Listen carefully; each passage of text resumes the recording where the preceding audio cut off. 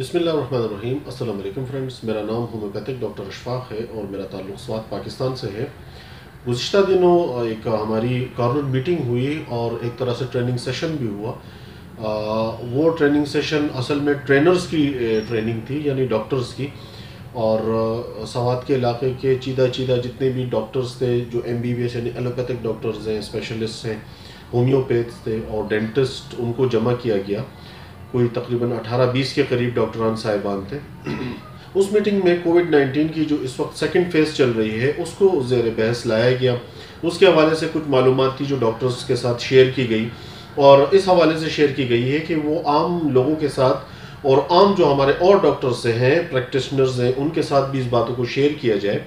तो इस वीडियो को बनाने का मकसद भी यही है कि कोविड-19 के हवाले से इस वक्त जो सेकंड फेज़ चल रहा है उसके हवाले से नॉलेज को शेयर करना, तो इसके मैनेजमेंट और सेफ्टी के हवाले से और इसके बारे में मज़ीद और नॉलेज, और फिर आगे जो इसकी वैक्सीनेशन हो रही है उसके हवाले से भी उन्होंने काफ़ी बातें शेयर की। तो इस वीडियो में इंशाल्लाह जो लास्ट हमारी मीटिंग हुई थी उसमें जो जो चीज़ें मेरे नॉलेज में आई हैं तो वो आपके साथ शेयर करना है, ताकि आपके भी नॉलेज में इस बीमारी जो इस वक्त कोरोना की सेकेंड जो लहर चल रही है उसके हवाले से आपको नॉलेज दिया जाए, इन्फॉर्म किया जाए। तो ये वीडियो शुरू करते हैं।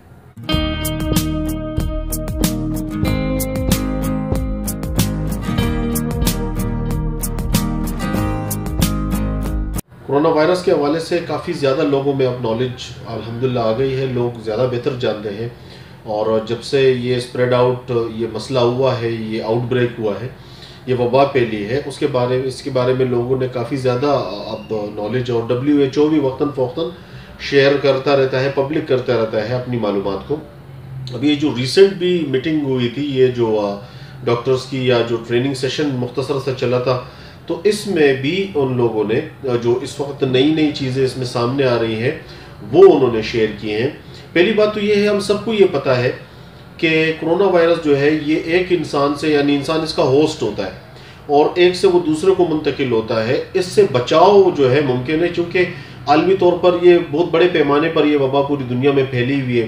तो हम किसी वबा को इलाज के ज़रिए से कम और एहतियात के ज़रिए से ज़्यादा रोक सकते हैं। तो सबसे पहले जो है वो डिस्ट्रिक्ट हेल्थ ऑफिसर DHO साहब, जो डिप्टी DHO साहब हैं, डॉक्टर राहत अली साहब, उन्होंने जो है वो ब्रीफ किया हमें, और उन्होंने ये ब्रीफिंग दी कि जी इसकी जो सेफ्टी मेजर्स हैं हम किस तरह से, 3W के बारे में बताया गया जी। 3Ws जो है वो अडॉप्ट करने हैं इससे सेफ्टी के हवाले से। ये कि हम सबको पता है कि जी 14 दिन इंक्यूबेशन टाइम होता है इस कोरोना वायरस का, और अलामात 2 से 3 दिनों में अपनी जो सीवियरिटी है उसको ज़ाहिर करती है। तो 14 दिन इसमें ये वायरस जो है ये अपनी सराहियत करता है, और इसका जो मेन टारगेट है वो अपर रिस्पायरेटरी ट्रैक है। यहाँ पर ये कंजेशन और सांस लेने में दुश्वारी, और इसके अलावा इंतहाई जो है ये सांस की तकलीफ पैदा करता है, और वही डेथ की कॉज बनती है। इसके अलावा ये डिस्कशन हुई कि जी इस वक्त इस पूरे वर्ल्ड में 3 की कैटेगरीज में पूरे वर्ल्ड को डिवाइड किया गया है। फर्स्ट कैटेगरी जो है वो एसिम्प्टोमेटिक पीपल कहलाते हैं। एसिम्प्टोमेटिक के बारे में बताया गया कि जी 80% लोग एसिम्प्टोमेटिक है, 10% लोग जो है वो मॉडरेट है, और बाकी 10% जो है वो सीवियर है।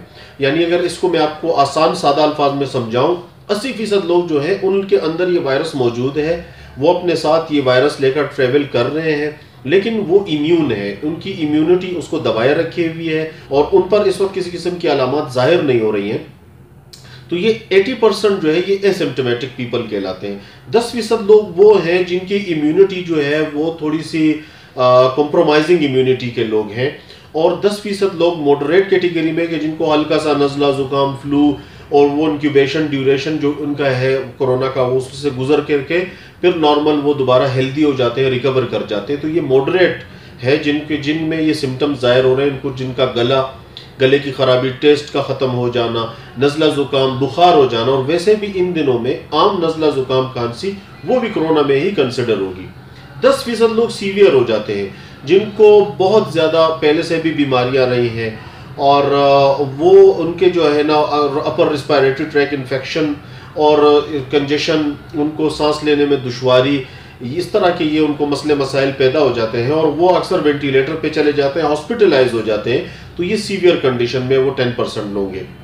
वो लोग इससे ज़्यादा मुतासिर हो सकते हैं, यानी सीवियर कंडीशन में जा सकते हैं, जो डायबिटिक हैं, हाइपरटेंसिव हैं, आइस्कीमिक हार्ट डिजीज़, हार्ट के पेशेंट हैं, या इसके अलावा और किसी ऐसी बीमारी में मुब्तला है कि उनकी इम्यूनिटी पहले से ही जो है वो कंप्रोमाइजिंग हो चुकी है, काफ़ी ज़्यादा कमज़ोर है। तो पहले तो ये कहा जा रहा था कि जी बूढ़े लोग जो है वो ज़्यादा इफेक्ट हो रहे हैं, बच्चे इफेक्ट हो रहे हैं, लेकिन अब ये बात नहीं है। चाहे कोई भी किसी भी एज में से ताल्लुक़ रखने वाला फ़र्द हो, और अगर उसकी इम्यूनिटी कॉम्प्रोमाइजिंग है तो वो हाईली रिस्क पर है। ये बात बहुत ज़्यादा अहमियत इस पर डाली गई कि सबसे ज़्यादा जो इस वक्त नुकसान फैल रहा है वो एसिम्प्टोमेटिक लोगों से फैल रहा है। 80% लोग जो बिल्कुल ओपन घूम रहे हैं, किसी किस्म के सेफ्टी प्रिकॉशन और मेजर्स जो है वो अडॉप्ट नहीं कर रहे हैं, मास्क नहीं पहन रहे हैं, सोशल डिस्टेंसिंग का ख्याल नहीं रख रहे हैं, ये लोग सबसे ज़्यादा इनसे तबाही फैल रही है। और ये अपने साथ वायरस को वो अफराद जो जिनकी इम्यूनिटी कॉम्प्रोमाइजिंग है अपने साथ ट्रेवल करके उन तक पहुंचा रहे हैं, वो ये नुकसान का बायस ज़्यादा बन रही है 80% लोग। तो इस पे फिर बात हुई कि जी आप मास्क का इस्तेमाल कीजिए। मास्कों के हवाले से भी ये बात हुई कि आप मास्क, इसमें ज़्यादातर लोग कपड़े का मास्क इस्तेमाल करते हैं जो फाइबर का बना होता है, यानी आम रेशमी टाइप का कपड़ा होता है। इसके हवाले से डिस्कशन हुई कि कौन कौन से मास्क इसमें इफिकेसी रखते हैं, उनकी इफेक्टिवनेस ज़्यादा है। सबसे ज़्यादा इफेक्टिवनेस जिस मास्क के बारे में बताई गई वो N95 के 95 का मास्क है। 95% आपको सिक्योर करता है दूसरे लोगों से जो ये वो होस्ट हैं उनके, और ये जर्म जिनके साथ ट्रैवल हो रहा है कोरोना का। और इसके अलावा जो सर्जिकल आम मार्केट में मास्क मिल रहे हैं उसके बारे में बताया कि वो भी 80% आपको सेफ्टी प्रोवाइड करते हैं। लेकिन कपड़े से बने मास्कों के बारे में बताया कि ये सिर्फ आपके चेहरे को या नाक को गर्म रखता है और आपको 20% तक भी सेफ्टी प्रोवाइड नहीं करता। तो स्पेसिफिक मास्क जो है इसमें खास करके सर्जिकल मास्क जो अवेलेबल है आम मार्केट में, और इसके अलावा जो N95 के मास्क हैं वो उसकी इफेक्टिवनेस ज़्यादा है। तो मास्क पर भी डिपेंड करता है। इसके बाद फिर सोशल डिस्टेंसिंग के हवाले से कि जी 6 फुट का फासला, और हम नाप तो नहीं सकते हर बंदे से के फासला कि 6 फीट का फासला कैसे मेंटेन रखा जाए, लेकिन उसका आसान तरीका ये बताया गया है कि अगर 2 अफराद खड़े हो और उनके हाथ एक दूसरे के साथ टच ना करते हो तो ये तकरीबन 6 फीट बनता है, क्योंकि ये हाथ जो है ये 2.5 से 3 फीट तक का इसकी लंबाई होती है। तो दोनों के हाथ आपस में टच ना करें तो ये 6 फीट का डिस्टेंस हो गया। 3 Ws के बारे में बात की गई।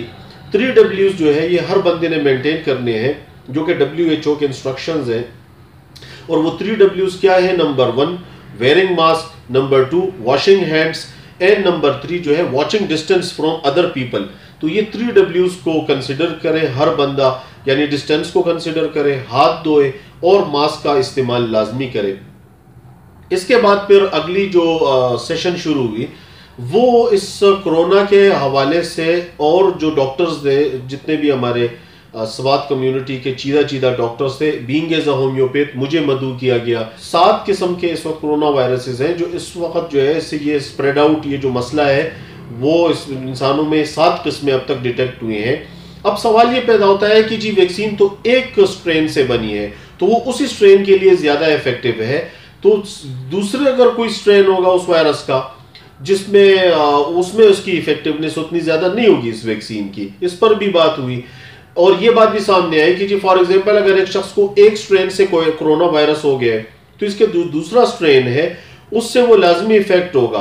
हाँ अलबत्ता वो फर्स्ट स्ट्रेन जिससे वो इफेक्ट हुआ था उसके हवाले से ये इम्यून हो गया है और उससे इसको कोई प्रॉब्लम नहीं है। लेकिन ये मिसकंसेप्शन है कि एक बार अगर किसी को कोरोना हो जाए ये दोबारा रिस्क में नहीं है। नो, ऐसा नहीं है। 7 किस्म के स्ट्रेन में अगर आपको फर्स्ट स्ट्रेन से आपको कोरोना हो गया और आप रिकवर कर गए तो बाकी के 6 आप रिस्क पर अब भी मौजूद हैं।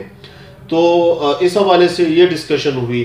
फिर जो इस वक्त टेस्ट हमारे जो रूटीन टेस्ट चल रहे हैं, PCR टेस्ट, इसके डिटेक्शन के हवाले से बैरून मुल्क जो लोग सफ़र करते हैं PCR का टेस्ट किया जाता है, उसके ज़रिए से कोरोना को डिटेक्ट किया जाता है।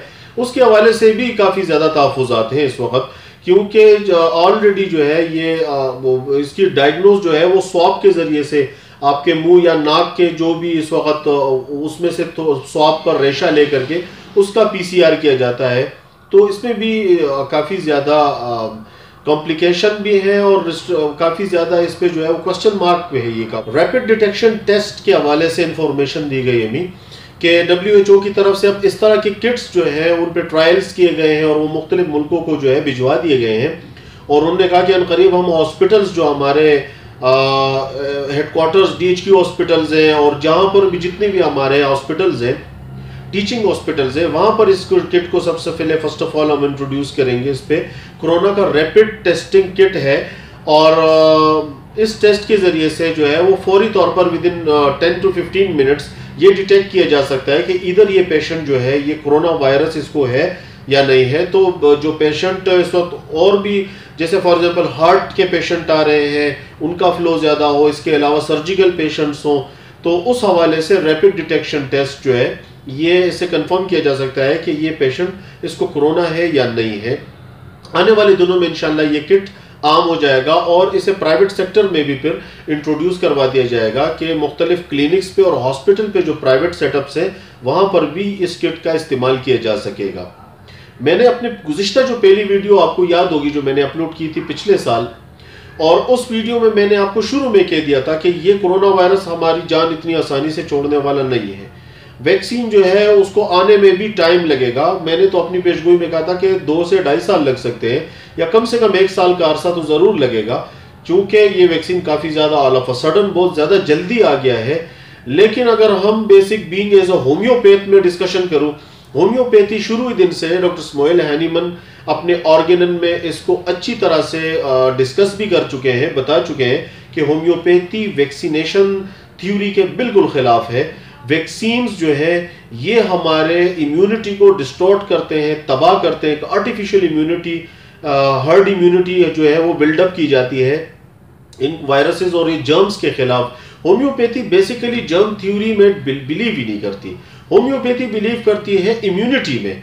जब कुदरत ने, जो अल्लाह पाक ने हमारे जिस्म के अंदर जो एक बेहतरीन इंजीनियरिंग ज़बरदस्त जो एक डिफेंस सिस्टम बनाया हुआ है, ये कभी नाकाबिल तस्खीर है। ये अल्लाह पाक की इंजीनियरिंग कभी नाकाम नहीं हो सकती। लेकिन हम इंसान अपने ही हाथों से अपनी रब की दी हुई इस नेमत को तबाह कर रहे हैं और उसके सबसे बड़े जो कॉजेज़ है वो हमारा फूड है। अच्छा, यहाँ तक भी कहा गया है कि जी हमारे जहन, हमारे सोच, हमारे फैसले भी हमारी इम्यूनिटी पर असरअंदाज होते हैं। तो अपनी सोच को मुस्बत रखें, गुनाहों से बचने की कोशिश कीजिए और इसके अलावा फिजिकल जो है उसके हवाले से, खुराक के हवाले से भी आप अपना एहतियात कीजिए, तो इंशाल्लाह आपकी इम्यूनिटी स्ट्रॉन्ग रहेगी। ये होम्योपैथी जो है इसमें बिलीव करती है कि यही जो इंटरनल डिफेंस सिस्टम है ये स्ट्रॉन्ग होगा, ये मजबूत होगा, तो इंशाल्लाह आपको किसी वैक्सीन की, किसी दवा की या किसी मेडिकेशन की ज़रूरत नहीं पड़ेगी। होम्योपैथी इलाज भी इम्यूनिटी ही का करती है। बारकैफ ये तो जो आपके साथ मैंने वो डिटेल शेयर करनी थी जो कोरोना वायरस के हवाले से हमें वहाँ पर दी गई, और मेरा फ़र्ज़ बनता था कि ये नॉलेज मैं इसको पब्लिक करूँ, आप तक भी पहुँचाऊँ और हम इस चीज़ को लाइट कंसिडर न करें, चूँकि ये मर्ज़ अपनी जगह मौजूद है, बिल्कुल है, पूरी दुनिया इससे मुतासिर हो रही है। हाँ, अगर हम इसे जो अल्हम्दुलिल्लाह हेल्दी है, इम्यून है, हम इसे फील नहीं कर रहे हैं, तो मैंने आपको बताया कि हम उसी कैटेगरी में फॉल करते हैं, यानी 80% वाली कैटेगरी में, एसिम्प्टोमेटिक। तो एसिम्प्टोमेटिक लोगों को सबसे ज़्यादा एहतियात करनी है कि वो किसी दूसरे के नुकसान का बायस ना बने, खुद भी किसी नुकसान में दो चार ना हो, मास्क का इस्तेमाल करें। एक और बात जो आखिर में मुझे याद आ रही है वह है हाथों को धोने के हवाले से। उन्होंने बताया हम अक्सर सैनिटाइजर्स का इस्तेमाल करते हैं। उन्होंने कहा कि जब आपके हाथ मैले हों, यानी उस पर मेल कुचैल बहुत ज़्यादा लगी हुई हो, और फिर उस वक्त आप हैंड सैनिटाइजर का इस्तेमाल करें तो उससे हाथ साफ नहीं होते। हाथों को साफ करने के लिए आपको साबुन से अच्छा खासा स्क्रब, झाग बनाना पड़ेगा, और तकरीबन आपने 2 मिनट या 3 मिनट तक मुकम्मल हाथों को धोना, ठीक है ना। 5 वेज ऑफ हैंड वॉशिंग उन्होंने बताया। आप नेट पे जाकर के भी सर्च कर सकते हैं कि वो कौन से ऐसे 5 तरीके हैं जिनसे हम अपने हाथों को वॉश करने के जो 5 तरीके हैं वो आसानी से आप जो है नेट पर सर्च कर सकते हैं, ठीक है ना। तो वहाँ पर आपको नेट पे इसकी डिटेल मिल जाएगी। तो एहतियात कीजिए, अपनी सोच जिस तरह मैंने आपको बताया मुस्बत रखें, गुनाहों से बचने की कोशिश कीजिए, नेक कामों में ज़्यादा दिलचस्पी लीजिए और फिज़िकली अपने खुराक का ख्याल कीजिए। वक्त पर अपनी नींद पूरी करें, यानी अपनी नींद भी आप उसको सही रखें, दुरुस्त रखें। और इसके अलावा हल्की फुल्की वर्जिश अगर साथ में हो तो सोने पे सुहागा होगा। Stay blessed, thank you very much, Allah हाफिज़।